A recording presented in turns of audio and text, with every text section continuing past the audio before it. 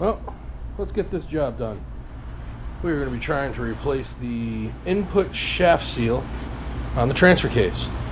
Mine has failed at 124,000 miles. Not too happy about it. So, I'll spend my day underneath there. Let's get at it. Alright, so we're underneath here. First thing we're going to take off is this little heat shield thing right here around the exhaust. Then we're going to take off this little guy. I forgot my pen to mark these. These are balanced for the drive shafts, both front and rear. So I will have to crawl back out, grab a pen so I can mark those. Then after we take this plate off, we will unbolt here. We will unbolt in there. And then we will work on the housing, which is right around there. As you can see, it is quite leaky. And yeah, so let's get at it. Forgot to mention, if you have the manual gearbox, all of this needs to come out. The only reason why the gear selector needs to come out is because, let's see if I get a light in here. So this screw, way back down in here, for this rubber boot, this back one, is underneath this. If they gave it an 1/8 inch more room, you would have been able to get a swivel on it. But they don't. It's also easier to disconnect the vacuum lines on the actuator for your gear selector from up here. The other plug is a bit further forward, so you can get that from underneath. And yeah, so now we head back under. So, pain the dick to film coming out because I was on my back. But here it is. And that thing made it a little bit more difficult. Wasn't happy about that. Did get hung up on a few things. Nothing major.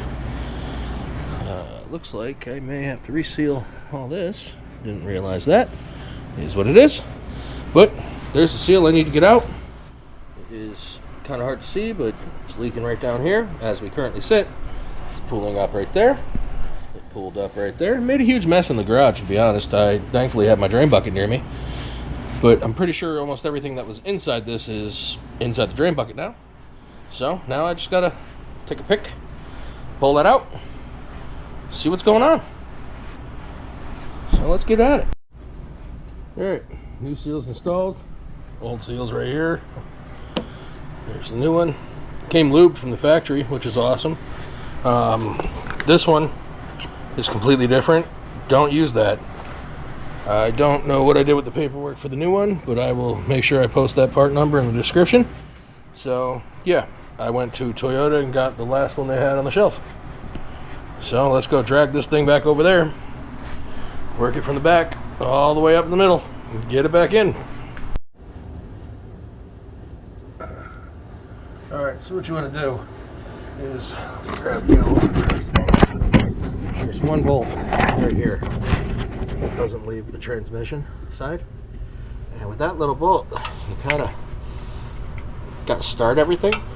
You don't want to suck it in with this bolt. You just kind of want to just give it a turn, couple of turns, just to start moving it, because it doesn't go in that far. You have to do this, I would say, you can turn it in about 1/3, and then you can move the transfer case up a little bit more, and you got to turn it about another 1/3, and that would be, you know, almost there. But you should be able to tighten it up at that point in time. But yeah, this sucks. You don't get far to go. Everything's in your way.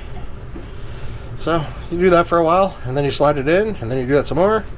You slide it the rest of the way in, and then you start putting the other bolts in. You don't want to tighten anything down until you get all the bolts in. At least hand started. The ones up top are truly going to suck. They were the absolute nightmare to get off.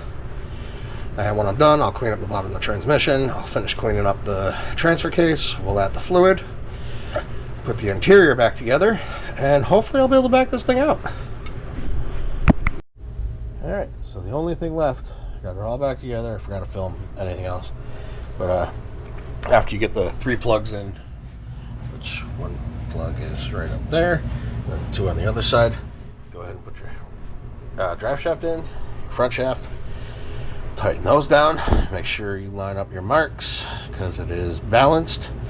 Transfer case gets bolted to the transmission. It's 17 foot-pounds, so don't go crazy. Clean up whatever mess you had. Honestly, this is good enough for me. Now we're going to go ahead. We're going to drain the rest of this out. We're going to put in new. And then I'm going to go put the interior together. And then I'll come back down here, put the skid plate on it, and put the heat shield on it. And we'll call it a night. So there we go.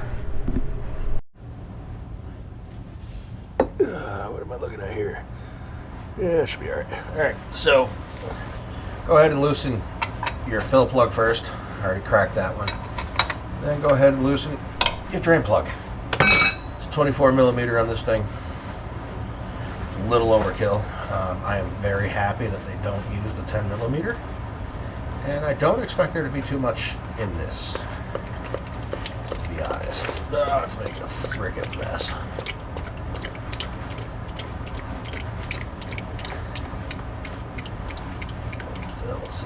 That. Oh, there's a lot more than I thought there'd be. How much came out of the fucking center of it when I broke it open? It's a little gold. It's not horrible. Definitely wasn't destroyed. It's got 124K on it. I've never done it. So, that's not bad.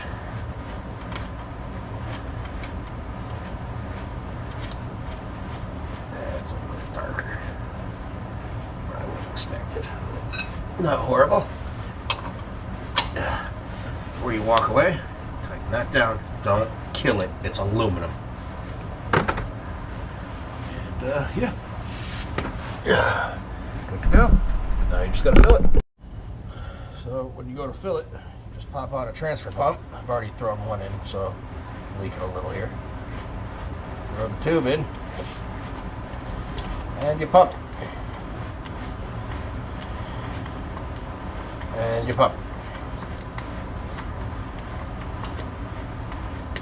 It's full when it starts.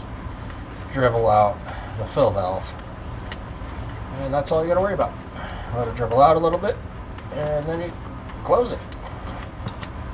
That's it. So, who knows how long this could take. I've already thrown one in. Told me it was 1.3, but those are always wrong. So, let's see what happens. I only bought two, so let's hope it fills in two.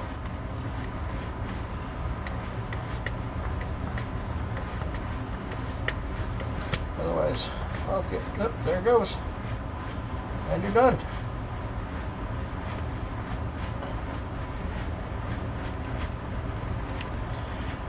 That's it.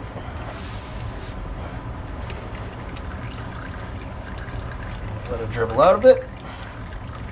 Yes, I'm laying on the ground still. Fucking terrible. I'm literally out of lift that I can't use the entire thing of. But that'll get fixed soon enough. Alright, I'll call that good right there.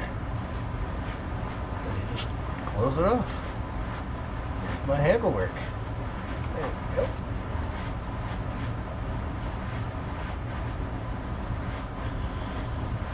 24 millimeter. Let's stop this from getting anywhere else first. Now I'm using, I don't know if I said it, Redline 7590, right? 7585? I don't know, one of the two. 7590, I think. 7590 Redline. Book calls for a straight 75 weight. It's a very old weight. Like it's in all the older vehicles. It's still good. Obviously, gear oil's gear oil. Doesn't really need to do too much craziness.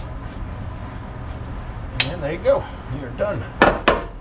Finally pick up. I can fire this thing up, get it off my lift, and get ready for tomorrow.